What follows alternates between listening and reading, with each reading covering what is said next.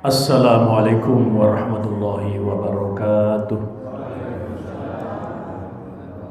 Innal hamdalillah nahmaduhu wa nasta'inuhu wa nastaghfiruh wa na'udzu billahi min syururi anfusina wa min sayyiati a'malina. May yahdihillahu fala mudhillalah wa may yudlil fala hadiyalah. Asyhadu an la ilaha illallah wahdahu la syarikalah wa asyhadu anna Muhammadan abduhu wa rasuluh. Allahumma salli wa sallim wa barik ala nabiyyina Muhammad wa ala alihi wa ashabihi ajma'in. Amma ba'du. Hadirin rahimakumullah, Bapak Ibu sekalian, pagi ini semua dalam keadaan sehat walafiat ya. Syukur bisa bangun pagi. Tentu bisa bangun artinya sehat begitu ya. Semuanya itu wajib untuk kita syukuri. Salawat dan salam semoga tetap tercurahkan pada junjungan kita Nabiullah Muhammad sallallahu alaihi wasallam. Semoga tercurah limpahkan juga kepada segenap keluarga dan sahabat-sahabatnya, dan semoga sholawat itu melimpah kepada kita semua sebagai umatnya. Amin. Jamaah kaum muslimin, ba'da sholat subuh pada pagi ini kita lanjutkan kajian kita kitab Riyadhus Shalihin, hadis-hadis yang terdapat dalam kitab Riyadhus Shalihin. Jamaah sekalian, marilah kajian kita pada pagi ini kita buka dengan bacaan basmalah. Bismillahirrahmanirrahim. Kita menginjak bab baru, babun fid dalalati ala khairin wa du'ai ilal haqqi wad dhalalah, yaitu bab tentang memberikan petunjuk kepada kebaikan dan menyeru kepada kebenaran dan kesesatan. Bab memberikan petunjuk atas kebaikan dan menyeru kepada al-haq wa dhalalah, kebenaran dan kesesatan. Jadi ada orang yang menyeru kepada kebenaran dan ada juga yang menyeru kepada kesesatan. Qala ta'ala a'udzu billahi minasyaitonir rajim. Ud'u ila rabbika, dan seterusnya. Wa qala ta'ala ud'u ila sabili rabbika bil hikmati wal mau'izatil hasanah. Wa qala ta'ala wa ta'awanu 'alal birri wat taqwa wa la ta'awanu 'alal itsmi wal 'udwan. Janganlah kalian saling tolong-menolong atas ta'awanu, tolong-menolonglah kamu sekalian atas perbuatan yang baik dan takwa, wala ta'awanu 'alal itsmi wal 'udwan, dan janganlah kalian saling tolong-menolong dalam perbuatan dosa dan permusuhan. Wa qala ta'ala a'udzu billahi minasyaitonir rajim wal takum minkum ummatun yad'una ilal khair wa ya'muruna bil ma'ruf wa yanhauna 'anil munkar. Dan adalah ada di antara kamu sekalian itu segolongan umat yang menyeru kepada kebaikan, memerintahkan yang ma'ruf dan mencegah yang mungkar. Jamaah kaum muslimin, kalau kita melihat tafsir Ibnu Katsir, ini ada penjelasan segolongan umat yang menyeru kepada kebaikan itu diantaranya adalah para ulama, para mujahid dan sebagainya. Akan tetapi kemudian juga dijelaskan ya segolongan umat itu pokoknya sekelompok kaum muslimin yang menyeru kepada kebaikan. Berarti kalau ada jamaah-jamaah, ada golongan-golongan, ada organisasi, itu semuanya sebetulnya adalah sama di kalangan umat Islam, yaitu perlunya adalah apa? Itu menjadi segolongan umat yang menyeru kepada kebaikan. Akan tetapi kadang-kadang negatifnya seperti yang kita lihat sekarang. Apa jamaah sekalian? Masing-masing golongan itu membangun fanatisme golongan masing-masing. Sehingga agama itu menjadi malah seakan-akan mereka itu farraqu dinahum wa kanu syi'a. Agama itu menjadi berpecah-pecah, kemudian menjadi bergolong-golong itu. Kemudian kullu hizbin bima ladaihim farihun. Setiap golongan itu bangga akan golongannya masing-masing. Maka sebetulnya menjadi amanah ya. Menjadi amanah bagi setiap pimpinan organisasi. Menjadi amanah bagi setiap pimpinan jamaah supaya tidak membangun fanatisme golongan. Karena fanatisme golongan itu dilarang. Seakan-akan kemudian golongannya itu menjadi agama. Bangga dengan golongan masing-masing, bahkan kemudian mengklaim hanya golongannya yang ahlu sunnah wal jamaah, yang lain tidak.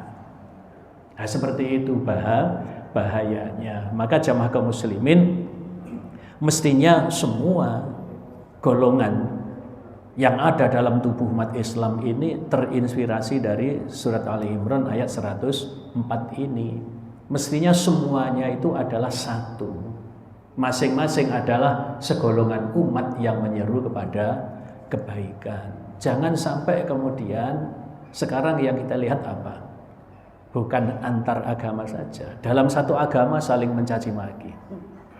Bukan hanya dalam satu agama, dalam satu golongan organisasi. Oh, kamu varian ini, kamu varian itu. Iya. Oh, kamu keturunan ini, kamu keturunan ini. Oh, kamu nasabnya ini, kamu nasabnya itu. Masya Allah. Terus ilo-iloan. Gini betul. Ghibah antar golongan. Dulu jamaah kaum muslimin, kalau ghibah itu hanya antar mulut ke mulut beberapa orang. Selesai kalau ghibah itu. Kalau sekarang ghibah itu begitu diekspos, diupload di YouTube internasional, nggih nonton. Ada ghibah nasional, mencaci maki secara terbuka, nggih nonton. Bukan hanya antar golongan, iso-iso antar kiai, antar ustad. Ono ustad salah ngomong titik, caci maki lewat YouTube. Coba misalnya kalau ada ustad itu kepleset ngomong, japri, telepon langsung, mohon maaf ustad, tadi mestinya begini. Mungkin lebih, oh iya, mohon maaf, afwan akhi, saya agak ekstrim kasih istilah. Kan enak selesai ya. Tapi kalau lewat dimaki-maki, ya kan? Akhirnya kepancing juga ustadznya mempertahankan. Akhirnya golongannya belo, masya Allah, kan gitu ya. Ini yang terjadi sekarang ini. Coba kalau misalnya wal afina 'anin nas. Cirinya orang takwa itu apa? Mudah memaafkan kesalahan orang lain. Maka jamaah kaum muslimin, dalam Al-Quran itu ada seorang mufassir itu yang menjelaskan maksud daripada khudhil afwa, jadilah kamu maaf, itu artinya adalah janganlah kamu menuntut orang lain sempurna. Karena memang kita ini tidak ada yang bisa sempurna. Lah kalau setiap orang menuntut orang lain sempurna, tidak boleh ada kekurangan, tidak boleh ada cacat, harus sempurna kamu. Tidak mau memaafkan. Ada orang salah sedikit dimaki-maki. Nah itu yang terjadi. Karena yang dimaki-maki itu tokoh, golongan belo. Golongan yang lain belo maneh tukaran lewat medsos. Nggih napa mboten? Bahaya napa mboten? Dilihat dari luar wong Islam kaya ngono iku lho. Wong Islam iku isine tukaran. Wong Islam iku isine ilokan. Nah, niku yang bahaya. Mestinya surat Ali Imran ayat 104 ini yang menjadi inspirasi. Ya, termasuk berdirinya Muhammadiyah itu filosofinya adalah dari surat Ali Imran ayat 104. Wal takum minkum ummatu yad'una ilal khair dan seterusnya. Hendaklah ada segolongan umat yang menyeru kepada kebaikan, bukan untuk ta'assub golongan. Mestinya begitu, ya. Jangan sampai organisasi dijadikan agama. Ya, itu yang bahaya kan begitu ya. Kita mulai hadisnya. Bismillahirrahmanirrahim. An Abi Mas'udin Uqbata Ibni Amrin Al-Ansari Al-Badri radhiyallahu anhu qala Rasulullah sallallahu alaihi wasallam man dalla ala khairin falahu mithlu ajri fa'ilihi rawahu Muslim. Dari Abu Mas'ud Uqbah Ibni Amrin Al-Ansari Al-Badri radhiyallahu anhu, dia berkata bahwa Rasulullah sallallahu alaihi wasallam bersabda, man dalla ala khairin, barang siapa yang menunjukkan kepada kebaikan, falahu mithlu ajri fa'ilihi, maka baginya pahala seperti pahala orang yang melakukannya. Jadi kalau panjenengan menunjukkan kebaikan kepada orang lain, kemudian orang lain itu melakukan karena petunjuk panjenengan, maka panjenengan yang kasih petunjuk itu mendapat pahala dan juga mendapatkan pahalanya orang yang diberi petunjuk tadi itu kemudian melakukan, kan, maka itu juga menjadi pahala dia juga, pahala bagi orang yang menunjukkannya. Maka jamaah sekalian, ini adalah peluang bagi kita yang sangat banyak. Peluang yang pertama dalam keluarga kita, jangan sampai tidak mengajarkan sholat kepada anak kita. Kalau kita mengajarkan sholat kepada anak kita, berarti apa? Kita memberikan petunjuk kepada anak kita supaya melakukan kebaikan. Nak, jangan lupa sholat. Anaknya itu kalau remaja, Bapak Ibu, pulang itu ditanya, jam berapa pulangnya ditanya. Kalau pulangnya itu zuhur, ditanya, sudah sholat zuhur, ditanya. Jangan sampai tidak ditanya. Kalau jawab dereng, belum, dilihat setelah itu sholat teman. Kok ternyata belum sholat, ditanya lagi. Ibu yang baik itu ibu yang cerewet. Nggih Bu, nggih. Yang baik itu ibu itu yang cerewet. Cerewetnya ibu itu adalah emas. Diamnya ibu itu adalah musibah. Arek mulih gak ditakoki, gak mulih gak ditakoki. Mangan gak ditakoki, gak mangan gak ditakoki. Sholat gak ditakoki, gak sholat gak ditakoki. Berarti apa? Abai. Berarti abai, tidak peduli. Lah kalau panjenengan kasih petunjuk dalam hidup ini pokok sholat, kemudian anak itu dalam kehidupannya sholat, panjenengan dapat pahala. Ketika saya mau pensiun itu saya pesan pada anak-anak, semua ajaran dari saya, semua pelajaran dari saya mungkin boleh dilupakan, cuma saya nitip satu saja saya nitip. Kamu jangan melupakan sholat 5 waktu. Sudah itu jangan dilupakan. Saya tidak rela yang pesan saya yang satu ini untuk dilupakan. Saya ini adalah gurumu, kalian anak-anak saya. Nah, saya punya pikiran, mungkin kalau dari 1000 anak, satu saja yang sholat terus 5 waktu karena ucapan saya. Mungkin satu saja. Ya tidak, tapi ya tidak mungkin satu saja kan ya, banyak orang sholat 5 waktu. Tapi mungkin yang dulunya tidak sholat kemudian menjadi sholat 5 waktu karena ucapan saya. Mungkin itu meskipun hanya satu, nanti yang bisa menarik tangan kita ke surga.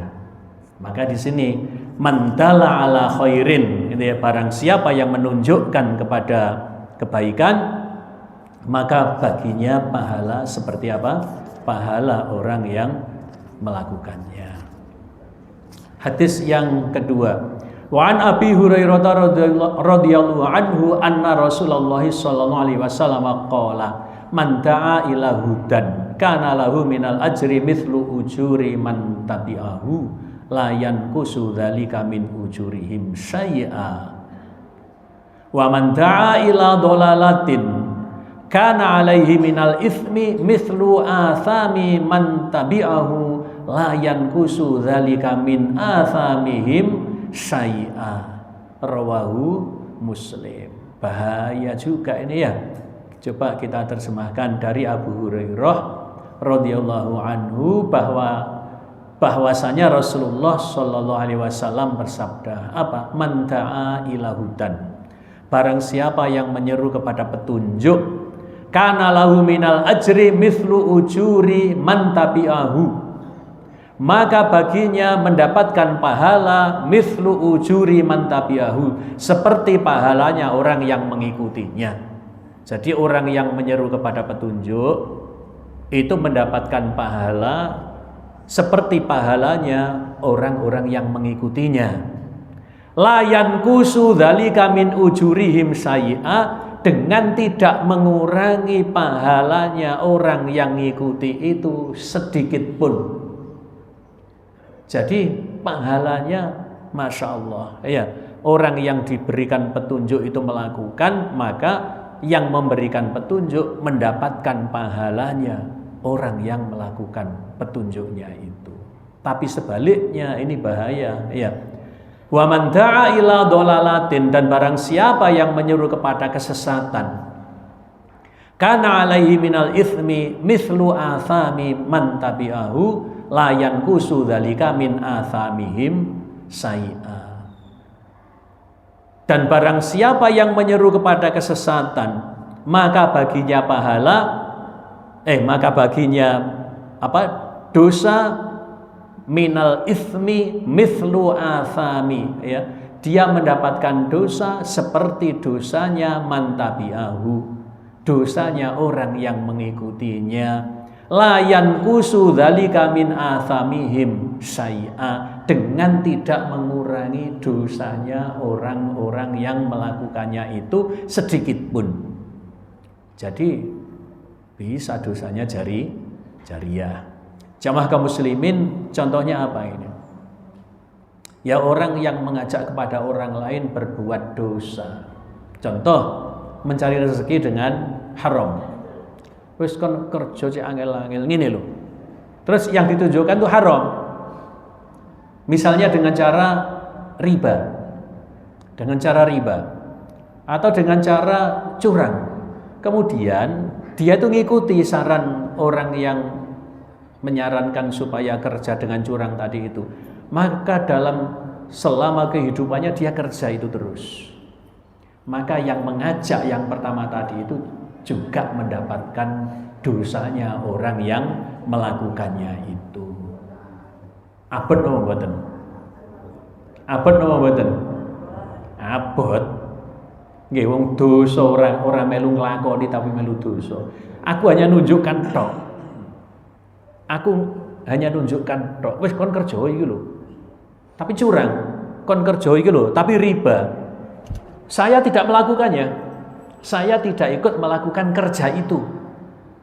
Saya tidak mencari rezeki dengan cara yang curang tadi itu, tapi sudah menyarankan kepada orang lain supaya kerja dengan haram. Saya tidak melakukan, tapi saya mendapatkan dosanya. Siapa? Orang-orang yang mengerjakan atas dasar saran saya. Abot. Oke, bahaya. Maka jamaah kaum muslimin, hal yang seperti ini kita harus hati-hati. Hadis berikutnya, wa an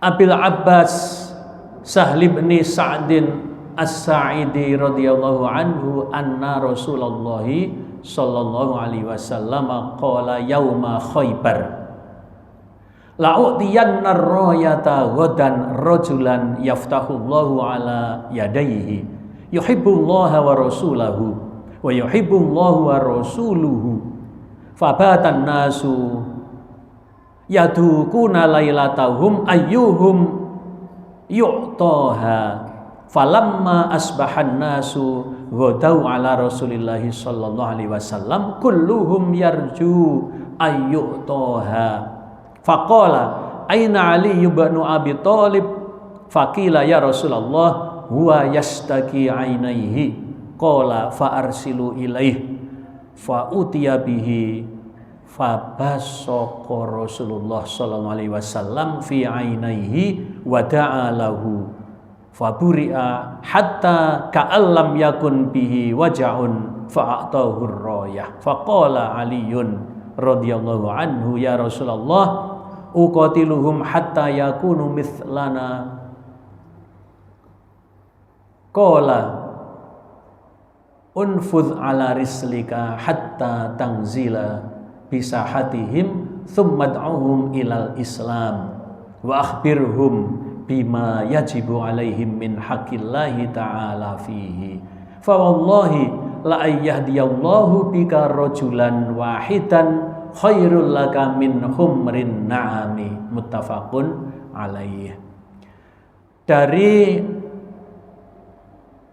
Abul Abbas Sahal bin Sa'ad As-Sa'idi radhiyallahu anhu anna Rasulullah sallallahu alaihi wasallam bersabda yauma Khaybar, pada suatu hari di dalam perang Khaybar. Orang Arab itu biasa menyebutkan peristiwa yang panjang itu cukup dengan kata yaum. Padahal yaum itu adalah satu hari. Jadi yauma Khaybar, pada satu hari perang Khaybar. Yaum itu bentuknya tunggal. Padahal perang Khaybar itu tidak satu hari, tapi berhari-hari. Jamaah kaum muslimin, perang Khaybar itu adalah perang tempatnya di Khaybar. Khaybar itu adalah Madinah bagian utara ke arah Syam. Tempatnya siapa itu? Tempatnya orang-orang Yahudi. Berarti apa ini? Perang melawan orang-orang Yahudi yang membangkang. Sebetulnya sudah dalam satu perjanjian, akan tetapi kemudian orang-orang Yahudi itu khianat, maka kemudian terjadilah peperangan. Dalam perang ini, jamaah kaum muslimin, coba kita perhatikan ya. Rasulullah bersabda dalam satu hari dalam perang Khaybar itu, la u'tiyanna ar-rayata ghadan rajulan yaftahullahu ala yadayhi. Sungguh akan aku berikan, ya, ini fiilnya adalah mudhari' ya. La u'tiyanna, sungguh akan aku berikan. Ar-rayah itu apa? Bendera. Ya, rayah itu bendera apa? Bendera peperangan ya. Ghadan ya, besok ya. Rajulan yaftahullahu ala yadayhi ya. Akan aku berikan kepada seorang laki-laki yaftahullahu, yang Allah akan memberikan kemenangan. Ini fi'ilnya madi ya. Yaftahullahu, Allah akan memberikan kemenangan. Fi'ilnya mudhari' ya, akan ya. Ala yadayhi, di atas kedua tangannya. Artinya apa? Rasul akan memberikan royah itu kepada seorang panglima perang yang ditunjuk, yang dengan pimpinan dia itu Allah akan memberikan kemenangan di dalam perang Khaybar ini. Nah, ini keistimewaan Rasulullah. Rasulullah itu dengan wahyu dari Allah sudah tahu akan kemenangan, belum terjadi tapi dia sudah tahu bahwa peperangan itu akan menang, dipimpin oleh seorang laki-laki yang dipilih. Siapa seorang laki-laki yang dipilih oleh Rasulullah itu? Yuhibbullaha wa rasulahu. Dia adalah seorang laki-laki yang sangat cinta kepada Allah dan kepada Rasulnya. Ini Allah berarti sebagai maf'ul bih, nasab. Demikian wa rasulah, dan cinta kepada Rasul. Coba yang berikutnya, wa yuhibbuhullahu, bukan ha. Artinya apa? Berarti Allah yang fa'ilnya. Kemudian dia sebagai maf'ul bihnya. Ya-nya itu adalah dia sebagai maf'ul bih. Berarti Allah mencintai dia. Wa rasuluhu, dan Rasul juga mencintai dia. Nah, dalam bahasa Arab itu beda harokat fathah sama dhammah, artinya sudah beda. Kalau fathah di sini dia adalah sebagai maf'ul bih. Maf'ul bih itu apa sih? Maf'ul bih itu apa? Objek penderita. Sebagai objek. Jadi kalau yuhibbullaha, Allahnya objek. Dia mencintai Allah loh. Allah dijadikan objek percintaan, kan begitu ya? Dia mencintai Allah. Wa rasula, dan dia mencintai Rasul. Tapi wa yuhibbuhullahu, ini Allah mencintai dia. Ya. Wa rasulu, Rasul mencintai dia. Fabatan nasu yadukuna lailatahum. Fabatan nasu, maka sepanjang malam manusia itu yadukuna ay yatahaddatsuna. Yadukuna itu artinya memperbincangkan. Lailatahum, pada malamnya itu, ayyuhum yu'toha, siapa di antara mereka itu yu'toha, yang diberikan royah, yang diberikan bendera untuk apa? Peperangan. Falamma asbahan nas, maka ketika pagi hari, ketika subuh, annasu ghadau ala Rasulillah sallallahu alaihi wasallam. Maka ketika pagi hari, subuh, manusia itu ghadau, itu perjalanan di awal siang, berarti pada pagi hari itu menghadap kepada Rasulullah sallallahu alaihi wasallam. Kulluhum yarju ayyutoha, masing-masing itu berharap untuk diserai royah, untuk diberikan bendera. Coba kalau orang sekarang, kira-kira kalau diberi pekerjaan itu rebutan apa? Rebutan moh apa rebutan rebutan moh? Ini rebutan untuk dikasih amanah untuk menjadi panglima perang. Kenapa? Rasul sudah mengatakan melalui kedua tangannya peperangan ini akan diberikan kemenangan. Dan kata Rasulullah itu mesti benar. Perang belum terjadi, tapi Rasul sudah mengatakan melalui kedua tangannya Allah akan memberikan kemenangan di dalam peperangan ini. Kan gitu ya. Falamma asbahan nasu ghadau ala Rasulillah, maka ketika pagi hari itu semuanya menghadap kepada Rasulullah. Kulluhum yarju ayyutoha, masing-masing itu berharap untuk diberikan ar-roya. Faqala, maka ketika banyak orang menghadap itu, Nabi bersabda, Aina Ali bin Abi Thalib, di mana Ali bin Abi Thalib? Faqila, maka ada yang mengatakan, ya Rasulullah, huwa yastaki ainaihi, wahai Rasulullah, dia sakit kedua matanya.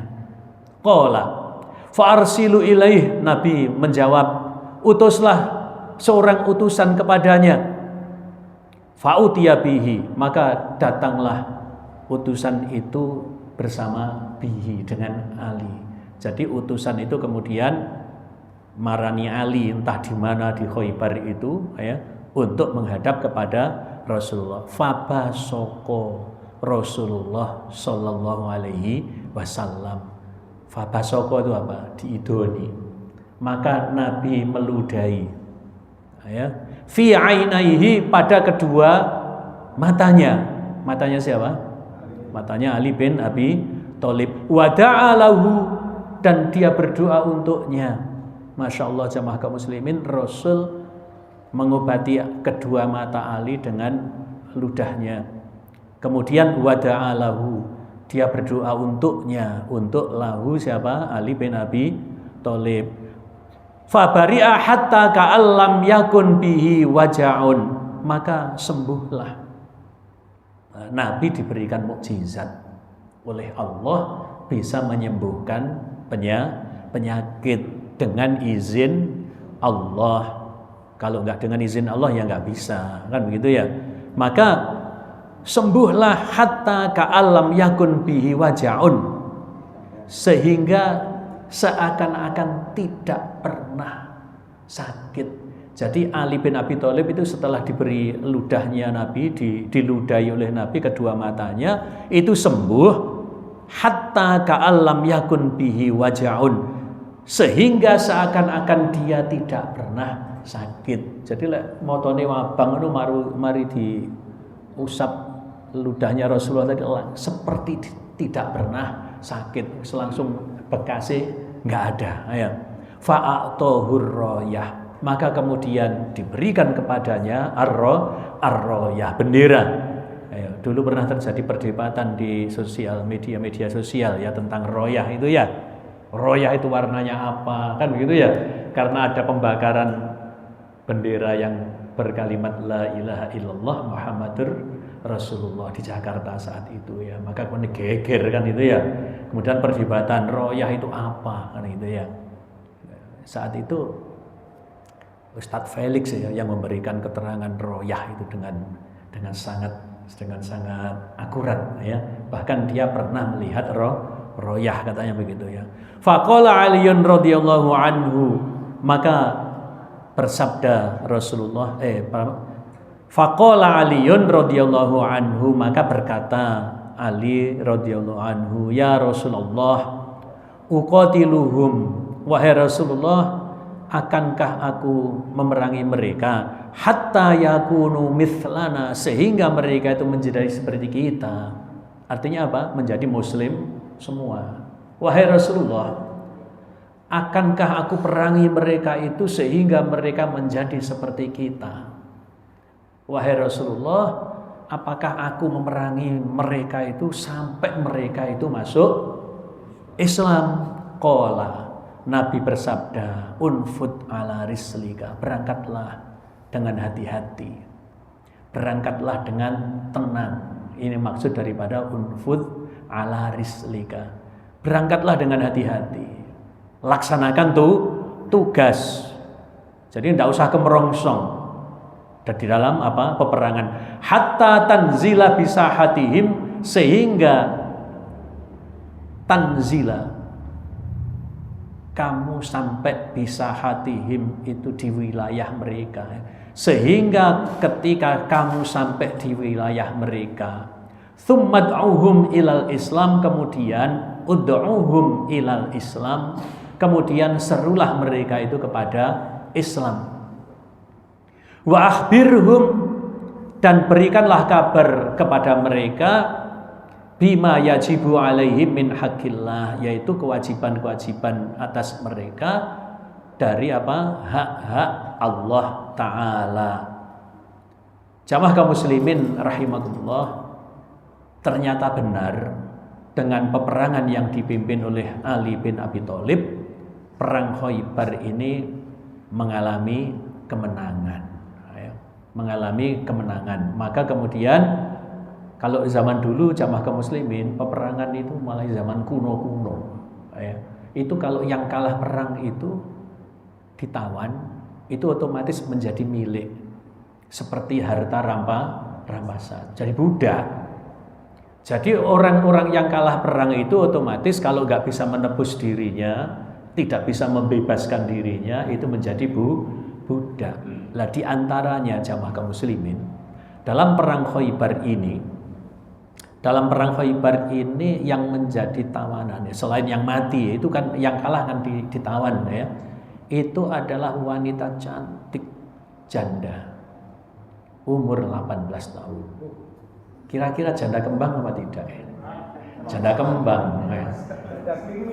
Janda klimis. Wong 18 tahun kok rondo anyaran. Baru nikah.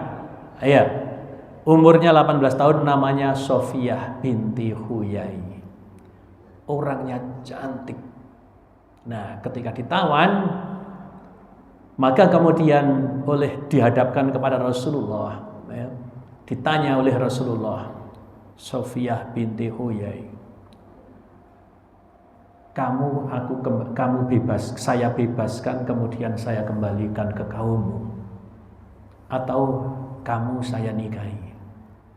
Maka kemudian Sofiyah binti Huyai milih pilihan yang kedua. Dia memilih apa? Dinikahi oleh Rasulullah Shallallahu Alaihi Wasallam. Jamaah kaum muslimin, berarti siapa Sofiyah binti Huyai? Orang Yahudi. Orang Yahudi yang kalah perang kemudian dinikahi oleh Rasulullah Sallallahu Alaihi Wasallam. Jamaah kaum muslimin, ada cerita di balik ini. Sofiyah ini baru menikah, jamaah kaum muslimin, belum lama sebelum terjadinya peperangan Khaybar. Nah, ketika menikah dengan orang laki-laki dari kaumnya, maka ketika mau tidur bersama, tidur bersama gitu aja ya, ini ada yang di bawah umur ya. Ketika mau tidur bersama, itu Sofiyah binti Huyai itu cerita bahwa dia itu pernah mimpi kedatangan kejatuhan bulan. Dan mimpi itu diceritakan kepada suaminya yang belum pernah ngumpulinya itu. Maka oleh suaminya yang baru menikah itu dia ditempeleng sampai wajahnya itu membekas, membiru. Kenapa kau tempeleng saya? Dan langsung diceraikan. Kenapa? Itu artinya kamu tertarik dengan penguasa Hijaz, yaitu Muhammad. Karena jadi dia mimpi kejatuhan bulan itu diartikan dia tertarik kepada orang yang bernama Muhammad, yaitu Nabi. Padahal mereka agamanya belum Islam. Tapi memang Sofiyah binti Huyai sudah mendengar tentang kenabian Nabi Muhammad. Bahkan kemudian terjadi peperangan. Maka kemudian sebelum dikumpuli, Sofiyah diceraikan. Maka ketika dinikahi Nabi, itu dia masih perawan. Maka ketika mau berkumpul dengan Nabi yang pertama, itu dia menolak. Kenapa? Dia mengkhawatirkan keselamatan Nabi saat itu karena situasinya masih belum lama terjadi perangan Khaybar. Nah, maka kemudian dia menyatakan, sebelum aku ketemu, ya istilahnya betul kalau sekarang ya, aku dulu sudah tertarik dengan engkau wahai Nabi, begitu ya. Nah, jamaah kaum muslimin, kita memahami begini, bahwa poligaminya Nabi itu tidak sama dengan poligaminya kita sekarang. Poligaminya Nabi ini setelah Khadijah wafat, ini pernikahan karena suku. Maksudnya apa? Satu orang suku dinikahi oleh Nabi, maka satu suku yang memusuhi Nabi itu semuanya kemudian sudah tidak memusuhi. Mereka mengatakan sekarang kita sudah besanan sama Bani Hashim. Jadi ini tentang perdamaian jamaah kaum muslimin. Jadi jangan waduh poligami ngawur-ngawuran ya. Lah, kalau Nabi itu poligami jamaah kaum muslimin, calon mertuanya itu bangga loh. Calon mertuanya itu bangga karena memang Nabi itu orang yang sangat mulia, yang sangat terhormat. Jadi orang yang dinikahi Nabi itu Masya Allah bangganya. Mertuanya juga bangga. Ada salah satu suku yang memusuhi kaum muslimin, begitu satu orang dinikahi, Masya Allah semuanya takluk, semuanya masuk Islam. Lah kalau nikahi panjenengan napa dibanggakan? Contoh saat ini tiang niku nggak ada anak wedok, nggih. Dinikahi wong lanang sing wis duwe bojo. Bangga kira-kira? Waduh. Bojone anakku wis duwe bojo. Gak bangga blas malahan, iya kan? Enggak bangga sama sekali. Iya. Coba nikahnya Nabi dengan Maria El-Qibtiyah. Apa itu? Itu pernikahan karena hubungan bilateral dengan Mesir. Hubungan bilateral. Zaman Nabi Mesir belum dimerdekakan. Mesir masih dalam jajahan Romawi. Nanti merdekanya zaman siapa? Umar ibnul Khattab. Maka Mesir menjadi bagian pemerintahan Islam. Zaman Nabi belum. Tapi Raja Mesir, ya, kalau rajanya kan Romawi, Mesir itu gubernuran mestinya. Yaman juga gubernuran di bawah Romawi, ya kan? Maka rajanya memberikan hadiah. Hadiahnya itu berupa tunggangan-tunggangan. Kalau sekarang mungkin ya Alphard begitu ya, Mercy begitu ya kalau sekarang, ya. Yang mobil-mobil mewah itu. Saat itu hadiahnya kuda-kuda pilihan dan juga istri, yaitu Maria el-Qibtiyah. Egypt itu Mesir, ya. Makanya Maria el-Qibti. Qibti itu Mesir. Maria el-Qibtiyah itu nikah karena hubungan bilateral, bukan nikah ngawur-ngawuran gitu loh, ya. Jadi nikah itu karena perluasan agama. Maka di dalam Islam ada poligami, itu batasannya 4. Itu spiritnya bukan memperbanyak istri, tapi spiritnya membatasi istri. Karena zaman dulu satu orang laki-laki itu istrinya bisa puluhan, bisa 100 orang dulu itu. Maka Islam datang bukan membuka poligami, bukan.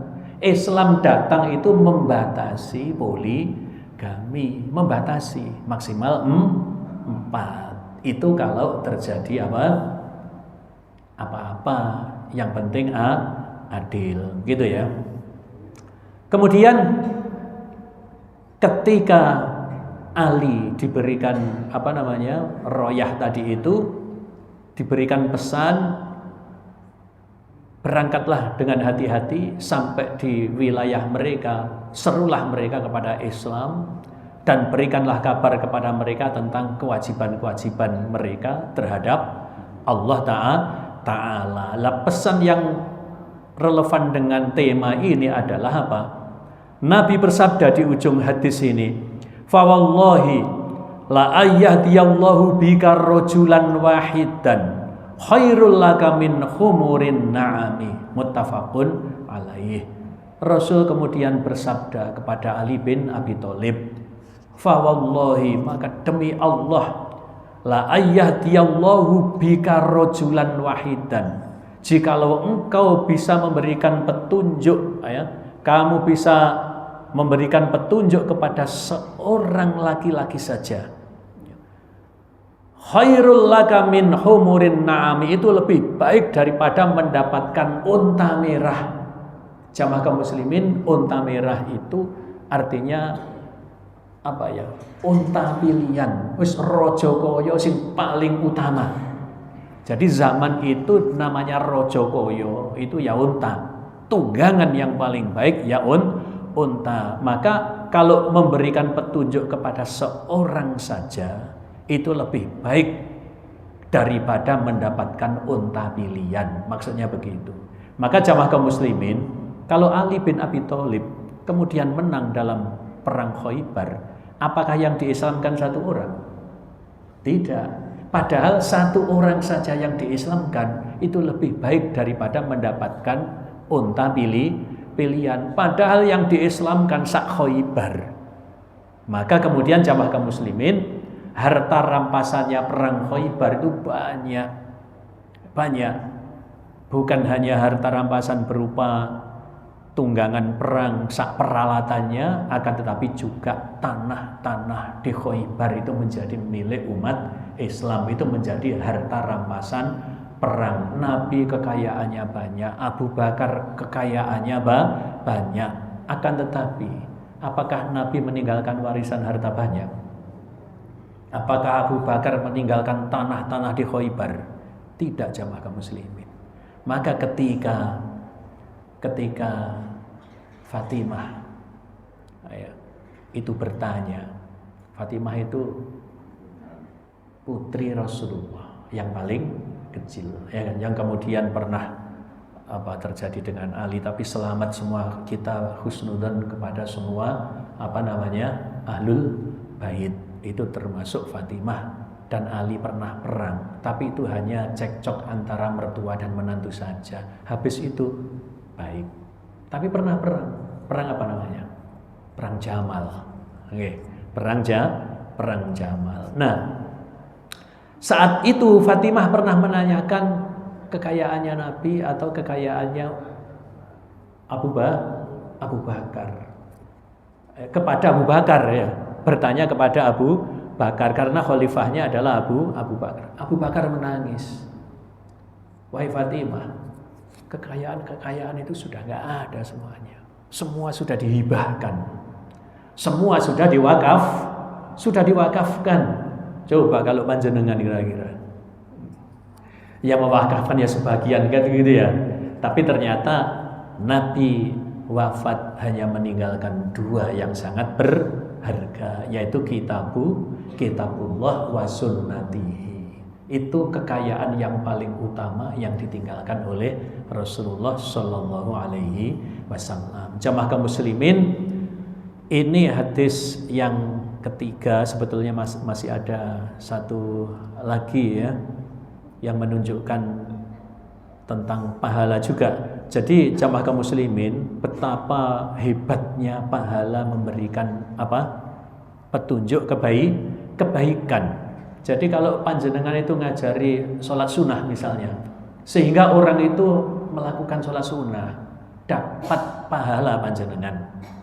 Seperti ini Ali bin Abi Thalib mengislamkan 1 orang saja, pahalanya melebihi mendapatkan unta pilihan. Lah kalau perang mosok ya ditaklukkan 1 orang. Lah ini Ali bin Abi Thalib menaklukkan Khaybar. Maka berarti yang diislamkan itu banyak. Betapa orang zaman dahulu itu pahalanya, dan itu jariyah. Jamaah kaum muslimin, ini spiritnya agar kita ini maulah ngajak kepada kebaikan. Gak iso neng wong liya, neng anggota keluarga. Ojo sampai anak gak sholat. Ojo sampai anak gak iso maca Quran. Penting sekali, panjenengan dapat jariah anak yang sholat. Kita dapat jariah anak yang baca Quran. Apalagi panjenengan bisa menunjukkan kepada orang lain, bukan sesempit di keluarga. Demikian jamaah kaum muslimin, spiritnya kajian pada pagi ini, supaya kita ini mau amar ma'ruf nahi mungkar, ilal khair, yaitu menunjukkan kepada kebaikan. Monggo sebelum kita tutup mungkin ada 1-2 pertanyaan, kalau ada monggo. Enggak ada ya? Kita tutup dengan bacaan hamdalah dan kafaratul majlis. Alhamdulillahirabbil alamin. Subhanakallahumma bihamdika asyhadu an la ilaha illa anta astaghfiruka wa atubu ilaik. Billahi taufik wal hidayah. Wassalamualaikum warahmatullahi wabarakatuh.